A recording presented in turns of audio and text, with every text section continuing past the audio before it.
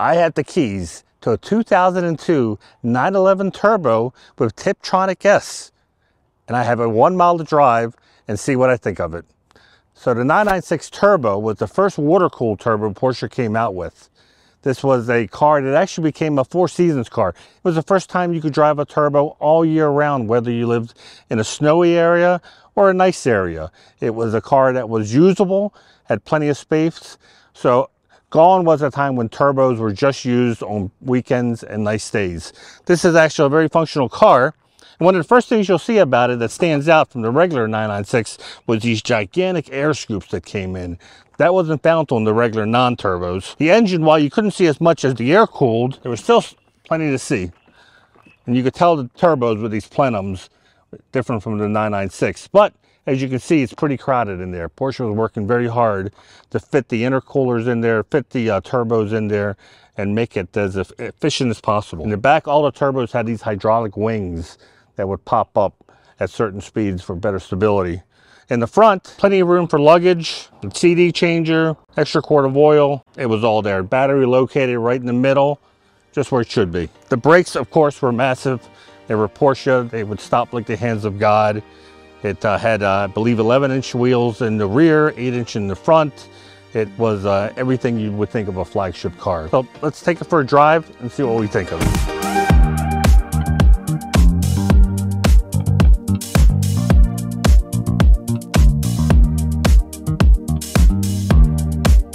Be sure to log into your YouTube account, subscribe to our channel, and turn on notifications so you don't miss a video. Best of all, it's free to do so.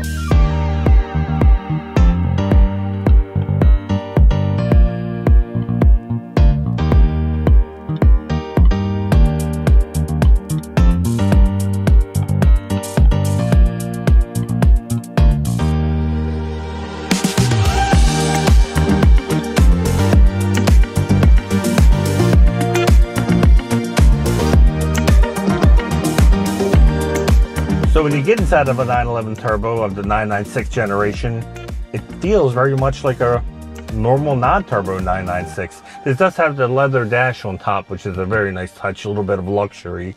But everything else, it feels like a 996. And for a lot of people, they wanted something extra, something more special. But if you're a Porsche person, you know this is just the way Porsche does it. Now, Porsche did have this for a cup holder.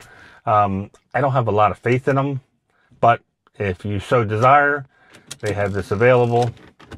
And only, of course, only one person can drink. There we go, got it in. This does have the CD player and the original radio.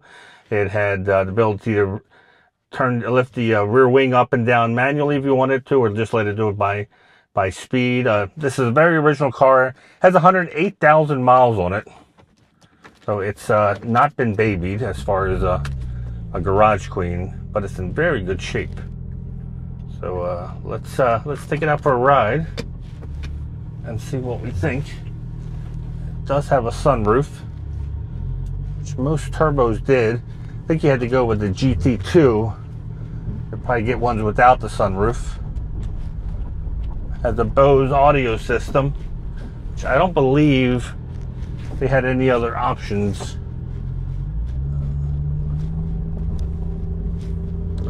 So with the Tiptronic, it added 100 pounds more to the weight, which a lot of people said was already a heavy car. So we were looking at about 3,400 pounds, but it was 415 horsepower. So this wasn't a lightweight when it came to horsepower.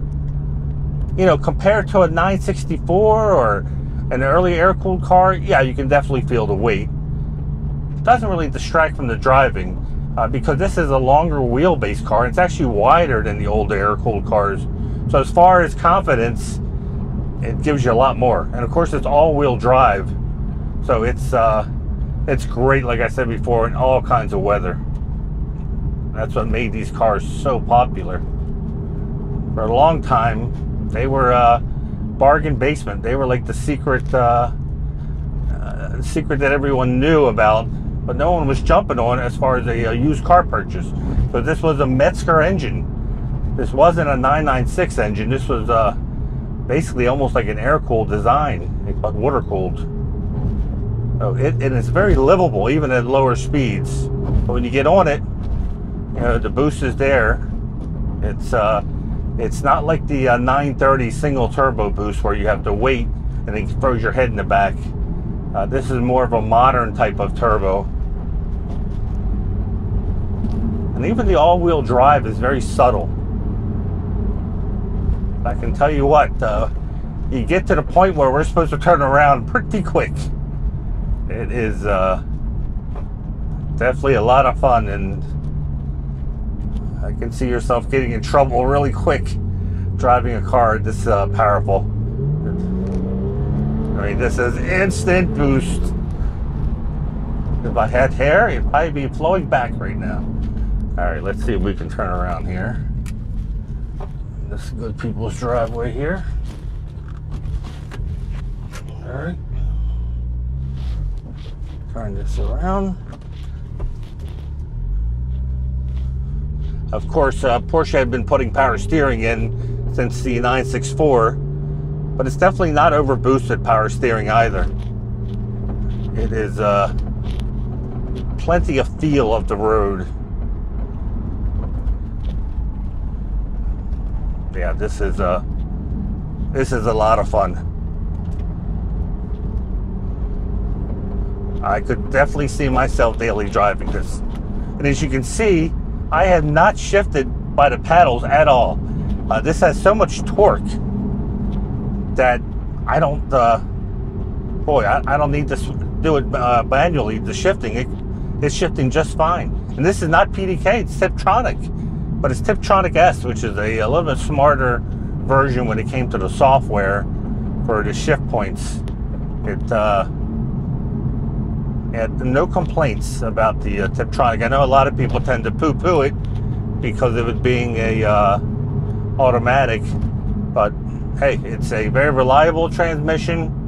It's one that needs very little maintenance, and I can really very little knowledge of failures that people had complaints about these cars. They were very reliable, very well known. Okay, rating time. Is this a Cars and Coffee car? Well, the color of this car is seal gray. And I once heard somebody compare seal gray to beige in Toyotas. And as being an owner of a seal gray car, I could probably relate because it seems like a lot of cars out there are painted seal gray. And 996 turbos really don't stand out because they look like a regular 911 at first glance.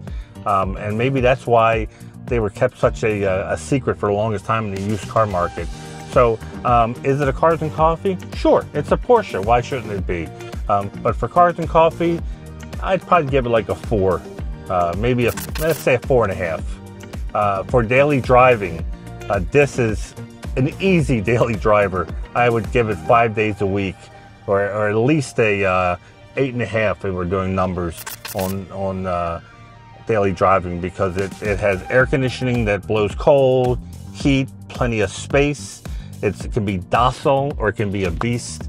It does everything you want it to do as far as a daily driver. The last one is road trip. You know, this would definitely be a road trip. And it doesn't matter how long that road trip is. This is such a comfortable car. But you just hit that gas and you got instant passing power on the highway. You got plenty of room in the front trunk. Plus you fold these seats down in the back and you have even more room. The seats are comfortable. If your significant other doesn't drive stick, this one is a Tiptronic, so they can help with the driving duties. My only complaint is, of course, Porsche isn't big on cup holders during this era. So you have to bring something that's in a bottle that, you know, cups of coffee probably aren't going to happen on the road trip unless you pull over and have your cup of coffee. So for road trip, let's give it a 7.5. Other than the beverage part, I would give it a, yeah, definitely 7.5. So if you're looking for an all-around car that you can do a lot with, the 996 Turbo is it. It's a Metzger engine, and it's a Porsche Turbo. What else do you want?